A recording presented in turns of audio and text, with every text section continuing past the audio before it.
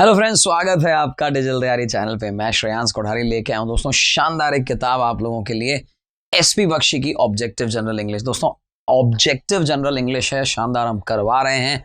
आप भी हमारे साथ बने हुए हैं, बस इसी तरह से बने रहिए, यही हम चाहते हैं। दोस्तों सीधा लिए चलता हूं मैं आपको यहाँ पे प्रश्न जो हमारे सामने आया है। क्वेश्चन हम लोग वर्ड्स कर रहे हैं, काफी समय से वर्ड्स करते जा रहे हैं। 309 वर्ड्स पिछले वीडियो में मैं कर चुका था। आगे बढ़ना है दोस्तों, थोड़ा इसको अब गति देनी पड़ेगी, फास्ट करना पड़ेगा। बस आप इसी तरीके से बने रहिए दोस्तों। मैं एक एक वर्ड को समझाने का प्रयास कर रहा हूं। एक एक वर्ड आपके पास पहुंच रहा है विद मीनिंग, विद प्रेपोजिशन। कौन सी सिचुएशन में कौन सा प्रेपोजिशन लगाना है वही हम देख रहे हैं दोस्तों। रेमोन्स्ट्रेट विद एक वर्ड है जो रेमोन्स्ट्रेट करना होता है। पर्सन अगर उसके साथ जुड़ेगा तो पहली बात तो हम रेमोन्स्ट्रेट वर्ड का प्रयोग करेंगे, उसके बीच में प्रीपोजिशन लगाएंगे विद। सेंटेंस देखें दोस्तों, the players remonstrated with the umpire against the LBW decision. अब आप समझ सकते हैं कि रेमोन्स्ट्रेट का मीनिंग क्या होगा। दोस्तों कई बार किसी शब्द का मीनिंग अगर नहीं भी मालूम है तो भी सेंटेंस पढ़ के हम मीनिंग निकाल सकते हैं।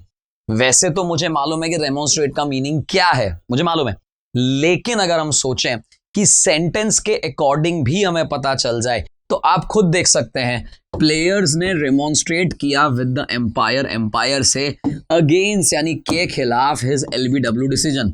उसने जो एलबीडब्ल्यू का डिसीजन दिया उसके खिलाफ प्लेयर्स ने क्या किया दोस्तों। अब आपको समझ ही आ रहा होगा, प्रोटेस्ट किया होगा, आर्ग्यू किया होगा, कोई ना कोई प्रकार से अपना विरोध जताया होगा।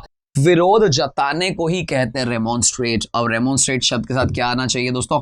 रेमोन्स्ट्रेट शब्द के साथ आता है विद। ये आपको ध्यान रखना है। तो आपको ये देखना है दोस्तों, अच्छे से देखना है, समझना है आपको बहुत क्लियरली कि रेमोन्स्ट्रेट का मतलब होता है रेमोन्स्ट्रेट विद, यानी एम्पायर से विरोध जताना। ठीक है ना? इंपॉर्टेंट क्या है दोस्तों? प्रेपोजिशन। नेक्स्ट वर्ड आता है दोस्तों रिमिस, और रिमिस के साथ हमारे साथ क्या प्रेपोजिशन है? इन।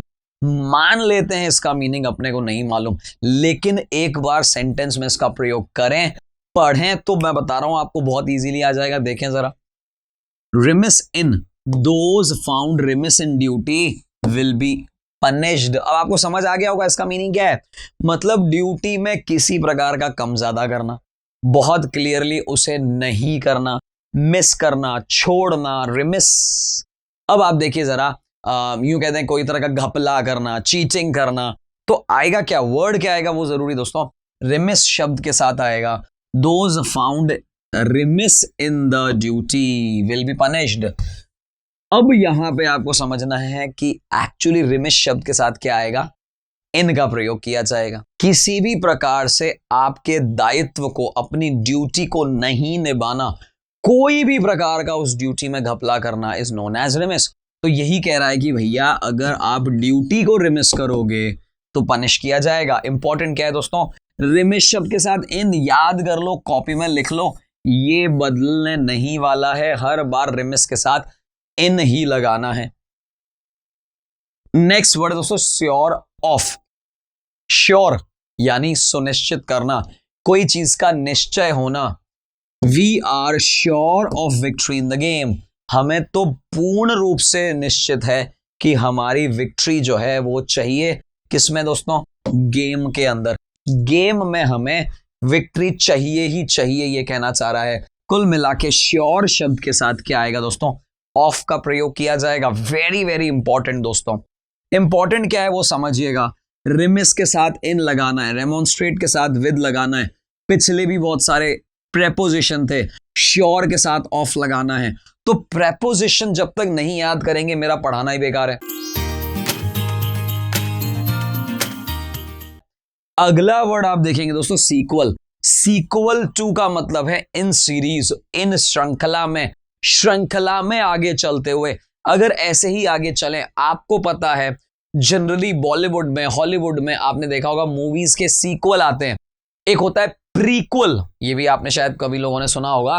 कुछ मूवीज आती हैं और उस मूवी से पहले की कोई स्टोरी है तो उसे कहते हैं प्रीक्वल। उस मूवी के बाद एक और मूवी आ रही है जो बता रही है, वो उसको कहते हैं प्रीक्वल। तो यहां पे सीक्वल है और सीक्वल के साथ टू आता है। As a result sequel to success in life he becomes extremely rich. आप देख सकते हैं कि सक्सेस लाइफ में मिलने के सीक्वल यानी और आगे श्रृंखला में रिजल्ट के तौर पे क्या हुआ, वो एक्सट्रीमली रिच बन गया, बहुत ज्यादा अमीर हो गया, वेल्दी हो गया, धनवान हो गया, धनाढ्य हो गया। सीक्वल के साथ क्या लगेगा, टू। स्माइल एट और स्माइल ऑन दोस्तों बहुत ज्यादा जरूरी है, इंपॉर्टेंट है, नोट कर लीजिए, बहुत ज्यादा इंपॉर्टेंट है। स्माइल के साथ एट लगाना, स्माइल के साथ ऑन लगाना। स्माइल के साथ एट और स्माइल के साथ ऑन को समझना पड़ेगा। स्माइल एट आता है दोस्तों मॉक एट। मॉक एट का मतलब क्या मतलब है, किसी का मजाक उड़ाना, मखौल उड़ाना, किसी के सामने देखकर मुस्कुराना। All his friends smiled mockingly at his failure. उसके विफलता पर, फेलियर पर सभी लोग मखौल उड़ाने लग गए, मजाक उड़ाने लग गए। स्माइल्ड एट आया। जनरल वे से भी अगर आप किसी को देखकर स्माइल कर देते हैं तो स्माइल एट का प्रयोग करते हैं। स्माइल के साथ ऑन कब आता है, जब वो आपके प्रति झुकाव है, फेवर है, आपको लिए कुछ हुआ है, भगवान के लिए किस्मत ने आप पर मुस्कुराई, तो आता है smile on. At last fate smiled on him with he was and he was successful. अंत में क्या हुआ, जो फेट है, जो किस्मत है, वो उस पर मुस्कुराई और वो सक्सेसफुल बन गया। तो स्माइल के साथ ऑन आता है अगर आपका फेवर कर रही है। स्माइल एट जनरल वे में किसी के प्रति देख के मुस्कुराना। आगे चलते हैं दोस्तों, सब्स्टिट्यूट फॉर। सब्स्टिट्यूट फॉर का मीनिंग समझिएगा। सब्स्टिट्यूट फॉर का मतलब होता है कोई चीज के लिए उसका जो भी रिप्लेसमेंट हो सकता है, उसकी जगह पर कोई आ सकता है, उसको जगह ले सकता है, उसको कहते हैं सब्स्टिट्यूट। सब्स्टिट्यूट फॉर का मतलब होता है किसी पुरानी चीज के लिए नया सब्स्टिट्यूट। वैसे इसे भाषा में विकल्प भी कह सकते हैं, एक ऑप्शन है, एक सब्स्टिट्यूट है, एक और ऑप्शन हो सकता है। तो जिस पुरानी चीज को आप बदलना चाह रहे हो, पुरानी चीज को, उसके साथ हम लगाते हैं सब्स्टिट्यूट फॉर।